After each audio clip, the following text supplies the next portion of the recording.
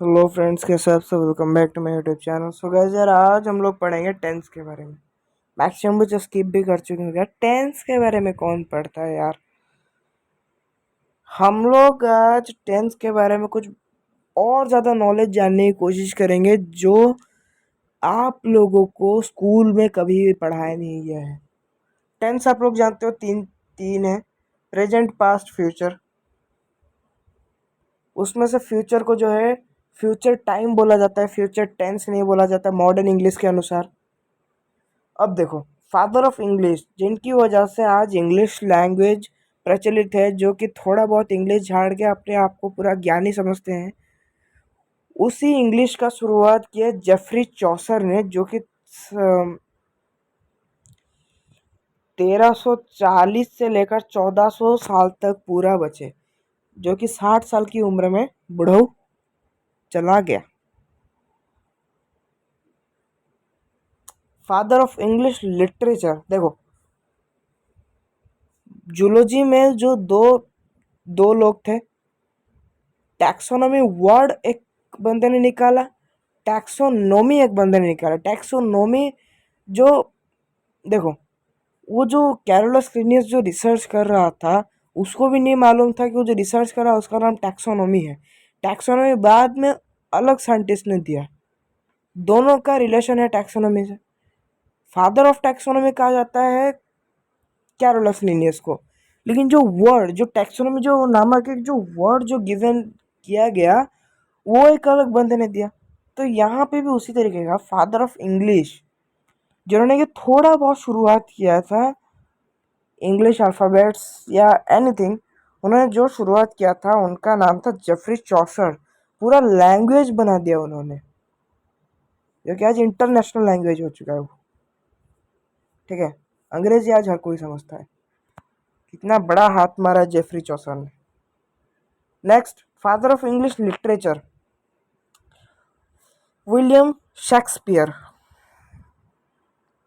जो कि 1564 से लेकर 1616 तक जिंदा रहे। इन दोनों के नाम आपको अच्छे से याद कर लेना है। अब बात करते हैं प्रेजेंट सिंपल के बारे में। अच्छा, मुझे एक बात बताओ, वीडियो की शुरुआत में आप लोगों ने एक वीडियो क्लिप देखा, जो कि एक स्पोर्ट्स कमेंट्री हो रहा था। कौन से स्पोर्ट्स का? क्रिकेट का। Very good. वो जो स्पोर्ट्स कमेंट्री हो रहा था, उसके वर्ड्स आप लोगों ने ध्यान से सुने? वो कौन से टेंस में उसी वर्ड्स को बोले जा रहा था? आपने वो चीज़ ध्यान दिया? नहीं ध्यान दिया होगा आपने, तो स्किप कर दिया होगा। वो प्रेजेंट सिंपल में बोल रहा था, समझ रहे हो? वो प्रेजेंट सिंपल में बोल रहा था। प्रेजेंट सिंपल स्पोर्ट्स कमेंट्री में भी यूज़ होता है, ध्यान देना इस बात को। स्पोर्ट्स कमेंट्री में हर वक्त प्रेजेंट सिंपल का यूज़ किया जाता है। स्ट्रक्चर आप जानते हो, S+V1, आई गो। आई यहाँ पे क्या हुआ? सब्जेक्ट हुआ। अभी देखो, सब्जेक्ट वर्ब का नॉलेज आपको होगा ही, वरना इंग्लिश पढ़ना ही बेकार है। सब्जेक्ट वर्ब का नॉलेज नहीं है तो इंग्लिश पढ़ना ही बेकार है। सब्जेक्ट हो गया। वर्ब वन, वर्ब के 5 कैटेगरी होते हैं 5 कैटेगरी। भाई हमने तो 4 पढ़ा था। वर्ब के एक्चुअली 5 कैटेगरीज होते हैं। वीडियो के एंड में मैं आपको दिखाऊंगा। सो वर्ब हैज 5 कैटेगरीज, वह मैं आपको लास्ट में दिखाऊंगा। ये जो प्रेजेंट सिंपल जो है, उसका स्ट्रक्चर क्या है? S+V1। यूसेज कौन से? परमानेंट एक्शन, ठीक है, scientific truth, natural truth, universal truth, general truth, जितने भी सारे सच्ची बात है, सच्ची घटना है, प्लस परमानेंट एक्शन। हर डे, हर वक्त वो चीज़ होता ही रहता है, परमानेंट, सदियों से चलता आ रहा कांड, जिसको क्या आज तो ना तो मैं बदल सकता हूँ ना आप बदल सकते हो। That is called permanent action. And scientific truth, natural truth, universal truth, general truth, जितने भी सारे सत्य घटनाएं। And habitual action. Habitual action का मतलब क्या हुआ? एवरीडे जो काम होता है, that is called everyday work. Habitual action मतलब एक तरीके से scientific truth. The earth moves around the sun, है ही नहीं. And sports commentary. नेक्स्ट, उसको कुछ कीवर्ड जान लो. Normally, generally, regularly, no, never, seldom, hardly. Okay.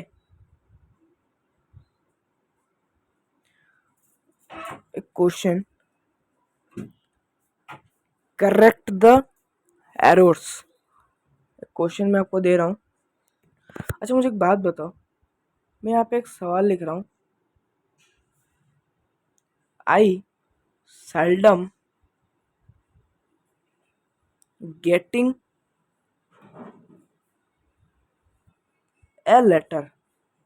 Okay, I seldom getting a letter. Okay, तो अच्छा मुझे एक बात बताओ, क्या ये टेंस सही है? ना भैया, गलत है ग्रामेटिकली, क्योंकि हमने यहीं पे पढ़ा सेल्डम यूज होता है प्रेजेंट सिंपल पे. तो यहाँ पे जब सेल्डम यूज किया गया है तो ये तो प्रेजेंट सिंपल में होगा. तो भैया यहाँ से हमें लिखना है आई सेल्डम गेट ए लेटर. अब जाके ये सही हुआ. और सेल्डम हमेशा याद रखना. देखो, अभी सेंटेंस का मतलब क्या है मुझे ज़रा बताओ. मुझे एक भी खत नहीं मिला है. सेल्डम का मतलब है नो.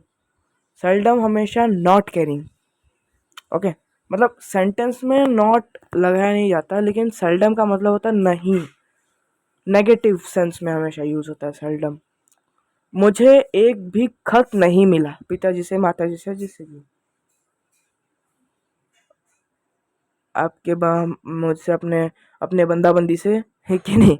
मुझे एक भी खत नहीं मिला. आई सेल्डम गेट ए लेटर. मुझे एक भी खत नहीं मिला. ठीक है. नेक्स्ट, कुछ एग्जाम्पल्स हैं like I cry, I eat. Okay. Next आता है प्रेजेंट प्रोग्रेसिव. प्रेजेंट प्रोग्रेसिव, उसका स्ट्रक्चर देख लो. S plus helping verb. Helping verb आपके क्या क्या हो सकते हैं? इज हो सकता है, एम हो सकता है, आर भी हो सकता है. वो डिपेंड करता है सब्जेक्ट के ऊपर. Okay. S plus helping verb plus verb ING plus object. Verb में क्या लगेगा? ING. Playing, crying, dancing, eating वगैरह वगैरह.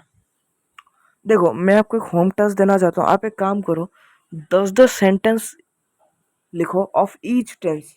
जो 4 टेंस मैं आपको पढ़ाऊंगा आज, सॉरी, जो प्रेजेंट टेंस के जो 4 फॉर्म्स मैं आपको पढ़ाऊंगा, उन चारों के आपको 10-10 सेंटेंस लिखना है. 10 भी नहीं, 5 भी लिखो. हर एक फॉर्म के 5-5 सेंटेंस लिखो. इससे क्या होगा, आपको जो सेंटेंस बिल्डिंग जो है ना, वो आपका स्ट्रांग होगा. ओके. तो उसका कुछ यूसेज जान लेते हैं. Like work is processing, the work is going on. काम चले जा रहा है, उसका एंड हमें मालूम नहीं है. काम चले जा रहा है, चलते ही जा रहा है.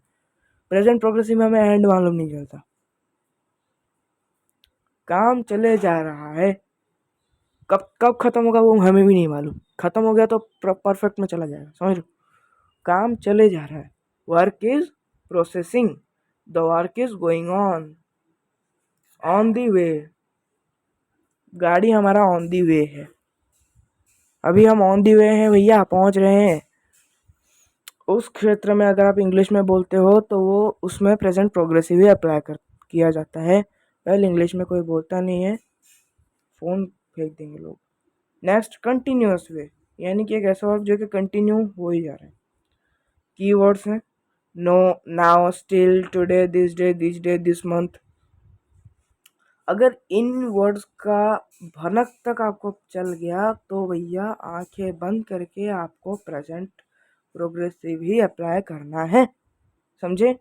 आई am sitting, you are dancing वगैरह वगैरह. नेक्स्ट आता है present perfect.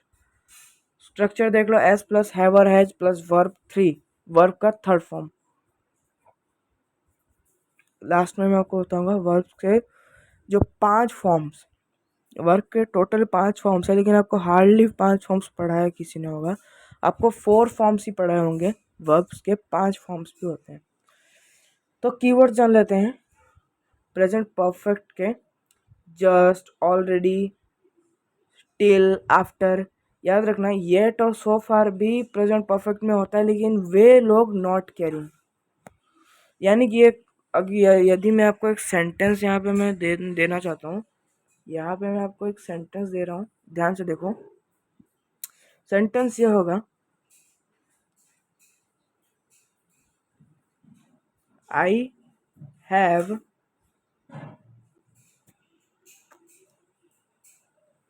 eaten my breakfast yet। Okay, ये क्वेश्चन है। अच्छा, क्या ये ग्रामेटिकली करेक्ट है? नहीं। करेक्ट द एरर्स हर वक्त आते हैं, छोटे छोटे मिस्टेक अगर आप कर दोगे तो एग्जामिनर आपका मार्क्स काट देगा। एग्जामिनर हमेशा चांस ढूंढता है कि कैसे आपका मार्क्स काटे, तो आपको वो चांस उसको देना नहीं है। मैक्स टू मैक्स कोशिश करना है कि मैं उसको चांस ना दूं जिससे कि वो मेरा मार्क्स काट पाए। समझो, अभी आप पढ़ के नहीं जाओगे तो गलती आपका है, लेकिन अगर आप फुल पढ़ के गए हो तो आपको उसको चांस नहीं देना है। CHSC में आप आ चुके हो, यानी कि कॉलेज लाइन पे आप आ चुके हो। English terms max to max चीज़ें हैं, max to max chapter English में है। तो ये सारे गलती अगर आप कर दोगे तो एग्जामिनर तो यहीं से मार्क्स काट देगा, तो सेंटेंस ही नहीं समझ पाएगा। आई हैव नॉट इटेन, मैंने अभी तक ब्रेकफास्ट नहीं किया है। I have not eaten my breakfast yet. Yet and so far not carrying, हमेशा याद रखना। यदि कहीं पे येट या सो फार आपको देखने को मिले एक सेंटेंस के अंदर, तो वहाँ पे अगर नॉट नहीं लगा है तो नॉट लगा देना, और यदि नॉट और येट सो फार भी लगा है तो वो उसको देखना वो किस फॉर्म में है। यदि प्रेजेंट प्रोग्रेसिव या प्रेजेंट सिंपल में होगा तो उसको आप प्रेजेंट परफेक्ट कर दो। नेक्स्ट कुछ एग्जांपल देख लेने उसी के। He has worked since morning, सुबह से वो काम किए जा रहा है कि नहीं? सुबह से वो काम किए जा रहा है मतलब काम जो है वो पास्ट में शुरू होगा, लेकिन जस्ट अभी खत्म हुआ है। वो काम शुरू कब से हो चुका है, लेकिन जस्ट अभी खत्म हुआ है। ओके, तो यहाँ पे कुछ और एग्जांपल है। I have not finished my breakfast yet, वही बात है, मैंने अपना ब्रेकफास्ट अभी तक ख़त्म नहीं किया है। I have just completed my homework, यहाँ पे जस्ट लगा था तो यहाँ पे आँख बंद करके प्रेजेंट परफेक्ट यूज़ कर देना है। नेक्स्ट लास्ट बचा है प्रेजेंट परफेक्ट प्रोग्रेसिव। ये शायद मेरा सबसे शॉर्टर वीडियो होगा मेरे चैनल का। मेरे चैनल पे सारे वीडियोस 30 से लेकर 45 मिनट्स के बीच में आता है। ये वीडियो पहला ऐसा वीडियो होगा जो कि 15 मिनट में ख़त्म होगा। प्रेजेंट परफेक्ट प्रोग्रेसिव, उसका स्ट्रक्चर देख लो। S plus have or has plus been plus verb में ING लगेगा। एग्जाम्पल से समझ लेते हैं। I have been working since morning. I subject, have been verb ING since morning, यहाँ पे प्लस ऑब्जेक्ट भी लिख सकते हो। सो अब वर्ब्स के 5 फॉर्म्स के बारे में जान लेते हैं। ओके,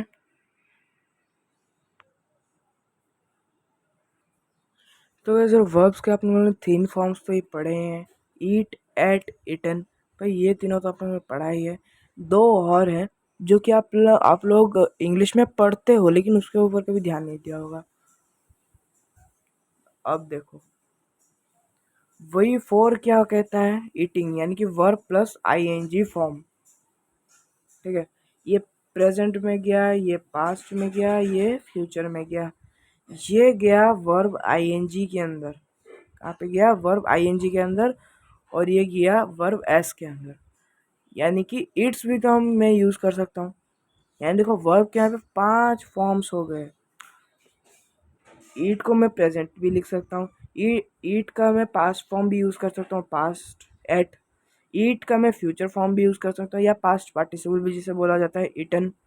एंड ईट में मैं आईएनजी का फॉर्म यूज़ कर सकता हूँ, जिससे वर्ब आईएनजी, या जिसे V4 भी बोला जाता है, V4 फॉर्म, या V5 जिसे इट्स बोला जाता है, जो कि वर्ब के साथ में एस पुट होता है। ओके, सो ये रहे वर्ब के 5 फॉर्म। उम्मीद है आपको वीडियो अच्छा लगा होगा। वीडियो अच्छा लगा हो तो like share comment and subscribe.